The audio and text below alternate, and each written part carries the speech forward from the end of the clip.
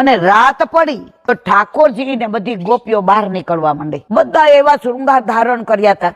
દેવકી નંદનજી આચાર્ય જોઈ જ રાખે. ઓહો, આટલી ગોપીઓ. અને ઠાકોરજી સવારે 5, 5:30 રાસ ખેલીને આવ્યા. હવે એમણે વહુજીને કીધું, બહુજી દેખો, અમારે ઠાકોર ગોકુલચંદ્ર માજી રાસનું સ્વરૂપ છે, મદન મોહનજી રાસનું સ્વરૂપ છે, કામવન આદિ વૃંદાવન છે, એટલે અહીંયા રાસ નિત્ય છે.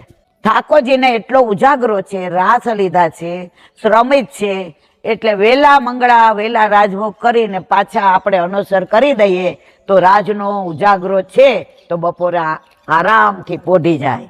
એટલે ત્યાં 9:30 વાગ્યામાં રાજભોગ આવી જાય છે. અને તમે જો એકે મંદિરમાં જારીજી ભરાયા તરત દર્શન બંધ થઈ ગયા. ઉત્થાપનમાં ઠાકોરજી આપણી રાહ નથી જોતા. કારણ કોના ભાવથી પુલિંદી જો ને તમે શ્રીનાથજી જાઓ ને તો બહાર બધા બેઠવા હોય, ફ્રૂટ વેચવા વાળા, એ ભીલડીઓ